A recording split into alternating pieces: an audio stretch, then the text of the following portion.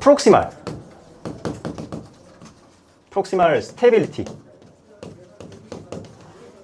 스테빌리티가 뭘 만드냐면 디스탈이 있죠.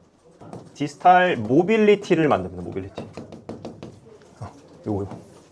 그럼 뭐 어떤 사람의 손목이나 발목 가동성이 잘 안 나와요. 발목은 살짝 좀 논외긴 한데, 그러면 우리가 이걸 봤을 때 뭘 보면 좋아요? 이거 보면 좋아요. 한번 볼까요?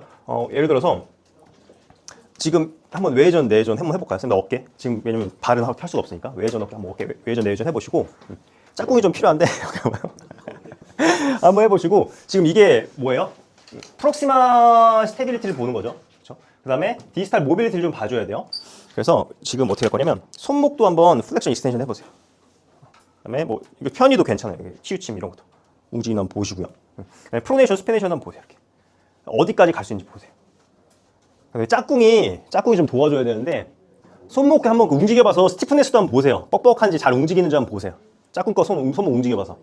그 다음에 숄더 쪽에다가 숄더를 이제 짝꿍이 꽉 쥔 다음에 짝꿍이 다시 프로네이션, 스피네이션, 손목 움직임 보시면 돼요. 보통 보시는 분들도 있고 안 보시는 분들도 계세요. 할 때 뭐 아시는 분들 계실 건데, 이렇게 벌어지는 분 계세요. 이렇게 다 구라예요, 구라. 믿으시면 안 돼요.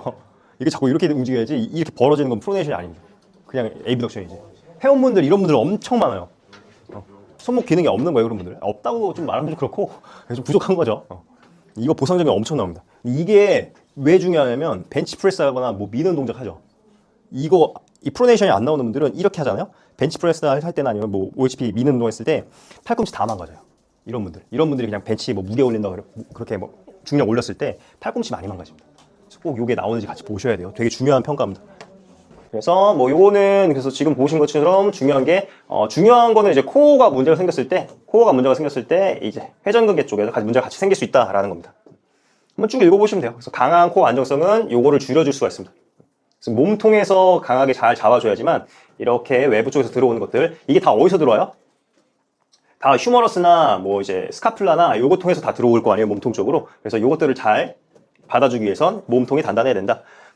반대로도 있어요. 즉 우리가 코어가 회전근개가 다치는 이유가 코어가 약해서인지, 아니면 요거 약한 코어 때문에 회전근개가 다치는 건지, 아니면 회전근개가 약해서 코어가 약해지는 건지는 연구가 좀 추가적으로 필요하다고 해요. 근데 이게 조금 연구가 19년 연구라 조금 올드합니다. 이거 리뉴얼 좀 해줘야 돼요. 이거.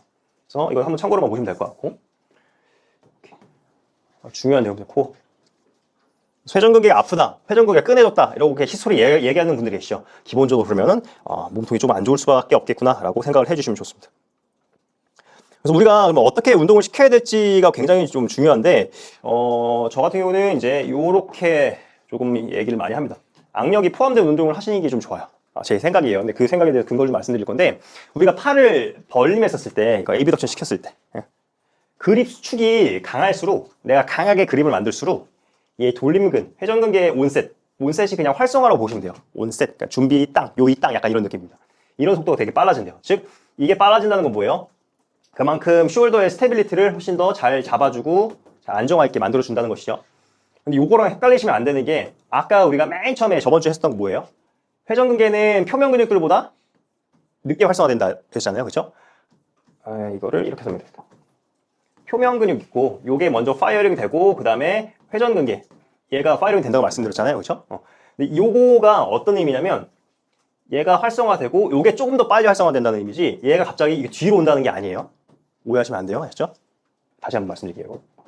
저번에 이제 표면 근육들 활성화된 다음에 회전근개 활성화된다고 말씀드렸죠. 그렇죠? 요건 뭐냐면, 그립 수축이 강할수록 얘가 활성화되죠. 그러면 얘가 활성화되는 속도가 조금 더 여기서 빨라지는 거지, 얘가 뒤로 가서 얘가 먼저 파이어링 되는 게 아니라는 거야. 오해하시면 안 돼요. 오케이. 우리가 그립을 만들었을 때, 힘을 꽉 준다고 했었을 때 보통 이렇게 주죠. 이런 식으로 그립 꽉 만든다고 했을 때 이런 식으로 그립 세게 만드는 분은 없어요. 꽉 준다고 하면 보통 이렇게 팔이 프로네이션 되거든요. 이 프로네이션이 뭘 유도하냐면, 이제 상완근의, 이 전완근의 프로네이션은 휴머러스의 인터널 로테이션을 만들어요. 이 인터널 로테이션은 극하근이랑 소원근 있죠. 극하근이랑 소원근의 작용을 만듭니다. 왜냐면 얘가 이 IR을 만드니까, 극하근이랑 소원근은 야 IR 만들지만 내가 파이어링 돼야겠다. 그래서 ER을 만들어요. 외회전을. 그래서 악력을 만들게 되면 아랫팔에 프로네이션이 만들어지고 요게 안쪽 돌림을 만들죠. 이거를 커버하기 위해서 극상근이랑 이제 극하근들이 일을 하기 시작합니다. 얘가 안쫄록 돌림에 대응, 내외전에 대항해서 이제 활성화되는 거죠. 그래서 요게 빨라져요. 그래서 요게 빨라져요. 그리고 조금 더 여기서 그립이 더 강해진다고 하면은, 자, 이게 프로네이션 만들죠. 이 두근은 뭐 만들어요? 수피네이션 만듭니다. 수피네이션. 이 두근 있죠, 이거. 얘는 수피네이션 만들잖아요. 그래서 이 그립이 세지면 아래 팔에 프로네이션이 만들어지는데, 이거를 커버하기 위해서 예, 소원근이랑 이제 소원근이랑 극상근이랑 극하근 일을 하고, 이게 더 강해진다고 하면은 이제 얘가 또 참여해서 뭘 만든다? 같이 협응해서 숄더 스프레드 만든다. 다시 말씀드릴게요. 그래서 이게 그립을 만들면 내외전 프로네이션이 되면서 완전히 이렇게 되진 않겠죠. 근데 이게 프로네이션 자극이 만들어져서 얘가 IR 하려고 하고 휴머러스가 이걸 대항하기 위해서 극상근이랑 극하근이 이제 외회전을 만들게 되겠죠. 근데 내가 더 그립을 강하게 만든다고 했었을 때 이 두근이 수피네이션으로 더 이제 참여를 하는 거예요. 그래서 그렇게 탱탱하게 줄다리기를 하는 거죠. 그럼 우리가 여기서 봐야 될 게 뭐예요? 생각해야 될 게 좀 끌게요. 추운 분. 추운 말씀하세요. 이 작용을 보게 되면 자, 그립 있죠. 그 다음에 프로네이션 있죠. 그 다음에 이거랑 이제 vs 싸운 애가 얘네들 있죠. 그 다음에 얘도 있죠. 예. 근데 바이셉스 어디야? 숏헤드 말고 롱헤드. 그러면 얘네들 중에 동그라미 편이랑 밑줄 편이랑 팽팽하게 줄다리가 맞아야 되는데 얘네 중에 하나라도 어긋나는 순간 문제 생기기 시작하죠. 줄다리기가. 그러면 어떤 사람의 뭐 이두근, 장두가 좀 문제가 있어. 뭐 슬랩병변 이런 게 있었대. 그러면 단순히 슬랩병변 이두근만 보는 게 아니라 이런 것들 한번 우리가 볼 줄 알아야 돼요. 슬랩 있었을 때 그립이 좀 떨어졌나? 그럼 슬랩 있었을 때 수피네이션이랑 뭐 프로네이션, 이 사람 프로네이션에 뭐 프로네이션 테레스, 원 엎침근이 이런 데 문제 있나? 그런 것도 한번 고민을 해볼 수가 있어야 돼요. 이런 고민을 안 한다고 하면은 슬랩 있다고 해서 그냥 슬랩 관련된 운동만 진행을 하고 뭐 이두근 뭐 보강 운동 뭐 이런 걸 하고 아니면 뭐 이두근 푼다거나 그런 식으로 우리가 하겠죠. 회전근개 뭐 보강 운동이나 이런 것만 꼭 같이 생각을 해주셔야 돼요. 이렇게.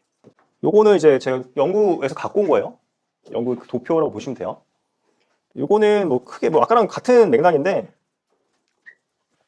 자 우리가 건강한 사람들이랑 이제 선수들 있죠. 뭐 리프팅 선수나 그런 뭐 다른 뭐 애슬레틱 하는 운동 선수나 얘네 같은 경우는 정상인 사람들이죠. 정상인 사람들. 악력과 회전근개 근력 있죠.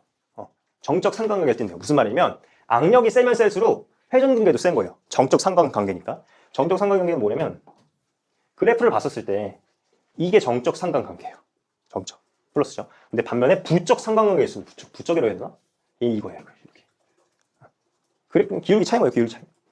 그러면 악력이 세면 세고 정적 상관관계니까 여기가 악력이라고 하고 여기가 회전근개 근력이라고 표현하면 악력이 세면 셀수록 회전근개 근력 센 겁니다. 이런 식으로. 근데 정상인 사람들. 자, 근데 무증상, 증상은 없어요. 아프지도 않고 그냥 딱히 그런 건 없어. 근데 어깨 불안정성 있는 환자들에게서도 얘 변이는 있죠. 얘는 정적 상관관계래요. 그러니까 정상이지 않은 사람들한테도 물론 무증상이긴 하지만 그런 사람들한테도 악력과 회전근개 근력은 정적 상관관계다. 그래서 이거를 같이 끌고 와서 봤을 때는 프록시마 스테빌리티랑 디스탈 모빌리티, 선행 조건, 이 안정성, 내가 끝부분, 말단 부분을 잘 움직이고 싶다고 하면은 요게 안정적으로 만들어줘야 된다는 겁니다.